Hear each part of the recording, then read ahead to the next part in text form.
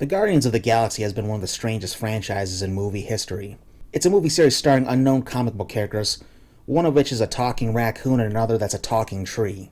You had a writer-director who was inexperienced and untested in movies of this scale, yet the Guardians of the Galaxy became one of the most popular franchises in movies today.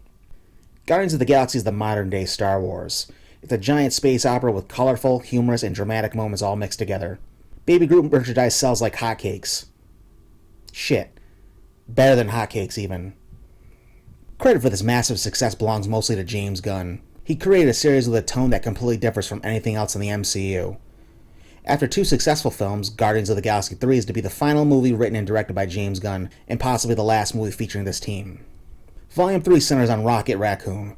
He gets injured, and due to a kill switch inside of his chest, the Guardians aren't able to give him medical care. So they have to seek out his creator, the High Evolutionary, to save him. The High Evolutionary, though, considers Rocket his greatest creation and wants him back by any means necessary. I'm pleased to say that Guardians of the Galaxy Volume 3 is actually a really good movie.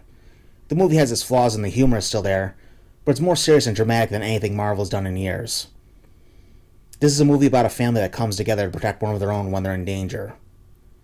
The writing is good, and James Gunn knows how to make you go from laughing to being serious to even tearing up at some points. Serious moments actually carry weight, and there isn't a joke to end every single scene. Finally get to be the father I've always wanted to be.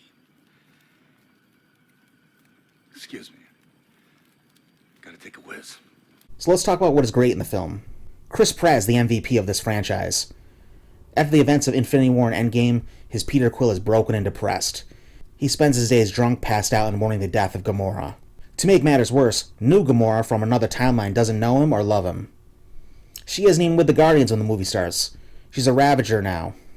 Star-Lord's got to snap out of his depression to save his best friend, and have to set his feelings aside for Gamora when the team needs to bring her in to help them.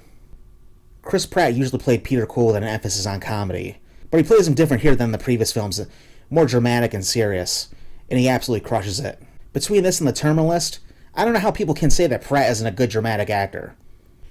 I think he's one of the most versatile movie stars working today. He just needs to pick better projects than what he's been doing. Karen Gillan has really grown on me as Nebula. At first she was a secondary antagonist and Thanos' daughter, someone who felt like was going to get defeated midway through the movie before the big boss fight. But thanks to Gillan's performance, Nebula feels even more important than Gamora at this point. Just like the rest of the team, Nebula's been a character looking for a family, and she found it with the rest of the Guardians. And she stayed with them after her sister Gamora died. Gillan plays Nebula as cold and sarcastic on the outside, but you can see that she truly cares for everyone on the team. While Star-Lord is going through his funk, she is unofficially leading the Guardians and is quick to protect her family from harm. She's the first one to step in and try and protect Rocket when he gets hurt. Rocket Raccoon is the center of the story, even though he spends the majority of the movie unconscious. While he's clinging to life, you get flashbacks back to when Rocket was first created. Rocket was created by the High Evolutionary, who captured Rocket and other animals and experimented on them to create his idea of a perfect species. Experimenting on the animals usually involves torture and then killing them when he's done with them. It's actually kind of rough to watch at some points in the movie, but you learn more than you ever did about Rocket and come to see him as more than comic relief. Which brings us to the High Evolutionary. This character, played by Chukwudi Iwuji, is one of the more memorable villains in Marvel's movie history. It's not a particularly well-rounded performance.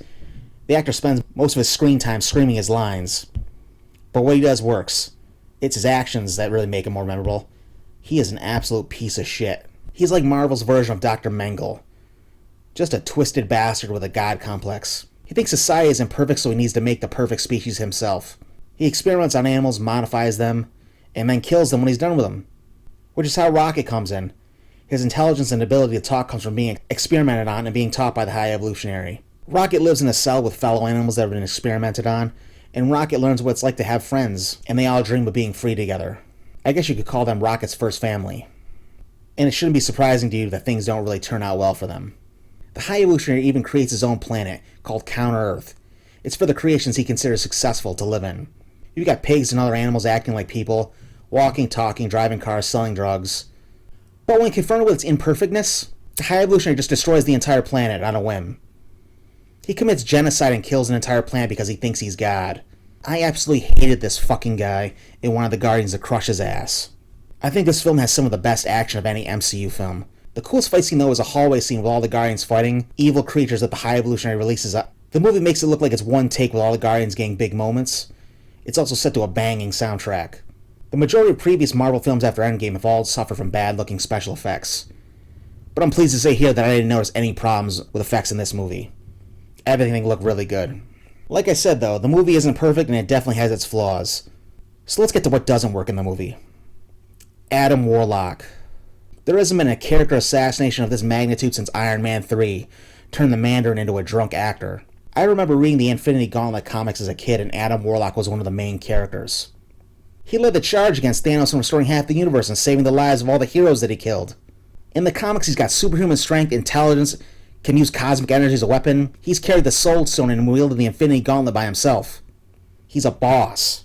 In this film, Adam Warlock is an idiot. He's got super strength and can fly, but he has no brain. He's the one who critically injures Rocket and defeats all the Guardians, until he gets injured by Nebula and has to retreat. But after that, he's comic relief for the rest of the story. The movie makes a point of saying that Adam's got mental disabilities because he was taken out of his cocoon too early. It's a complete waste of what could have been a major character in the MCU. They rewrote him into a completely different character than he is in the comics, and they might as well have not even used him in the movie. Gamora was another character that became an irritation during the story. When she joins the team on a heist, she repeatedly tells them she isn't a part of their family, then they make her start to care about the team and show that there actually is some kind of connection between her and Peter. And then she leaves them and goes back to the Ravagers at the end of the movie. Her real family is a bunch of space pirates? What was the point of her in this film? Especially if Zoe Saldana is done with the character after this. I think the film would have been better if she wasn't even in it. You could honestly take Gamora out of the film and almost nothing important would change. There isn't much to say about Drax and Mantis. Drax is pretty much the same way he always is. He's the incompetent muscle, although the film reminds you, in a touching way, how he used to be a father. Mantis is still a fool. She's there to mess things up and make things harder for the team. And Groot has pretty much turned into Vin Diesel at this point. Which is fine. But if they're going to go that way, we should have gotten a scene of him street racing in a Dodge Charger. Also, the film's got a much darker tone, but it doesn't lead to anything. Like I already mentioned, there's a scene where the High Evolutionary destroys an entire planet full of beings. But the film forgets about that almost immediately, and then none of the characters ever bring it up again. This guy is second to Thanos in terms of body count, and the movie forgets about it 5 minutes after it happens.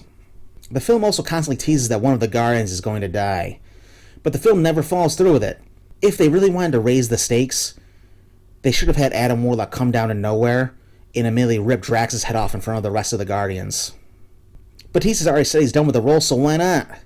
It would at least showed in the film, James Gunn's final chapter, that no one is safe. Instead, everyone makes it out okay. One of the major themes of this movie is that the Guardians are family and will do whatever it takes to save one another. The team fights impossible odds to save Rocket. During various points in the movie, they all risk each other's lives to save one another. Only for them all to break up at the end of the movie. It completely comes out of nowhere, and if anything, the movie felt like it was building up to the team rededicating itself to one another instead of breaking up. I wonder if this was James Gunn's idea. Since it's his last film, he wanted to write a finale for his Guardians team. Guardians 3 is a good movie, which is something that's become a rarity for Marvel these days. Marvel used to be the company that found up-and-coming filmmakers with potential, people like James Gunn, Jon Favreau, and the Russo brothers, and let them put their signature on the MCU. Now all of them are gone and Marvel's bringing in the cheapest talent they can find. They only hire drones who make for good press releases, and then do exactly what Marvel tells them to do. James Gunn was the last of the great Marvel directors. Now he's moved to Warner Brothers and he's going to try and create a new DC cinematic universe for them, and it's Marvel's loss. That's why I say, is this the last good Marvel movie? What good creative talents does Marvel have left? What projects are coming up that feel like they might actually be good? You got the Marvels later this year, and it looks like a cheap-ass episode of the Power Rangers. Marvel took 3 bland characters, and somehow by teaming them up together, it's supposed to create an interesting movie? Get the fuck out of here. Then there's Captain America 4. The Falcon the Winter Soldier sucked, and Anthony Mackie has already shown that he can't carry a movie or series. Also, the director's last film was The Cloverfield Paradox. An Anthony Mackie-led Captain America movie directed by the guy who directed The Cloverfield Paradox doesn't leave me optimistic in the slightest. You've got to do better. Guardians 3 was a bright but brief ray of sunshine in the middle of a Marvel shitstorm. And based on what else is in the pipeline, it's only going to get worse from here. Hey, maybe Deadpool 3 will be good. And hey, it's only 5 more Marvel movies away from being released. In the meantime, I recommend you check out Guardians of the Galaxy Volume 3. You'll be glad you did.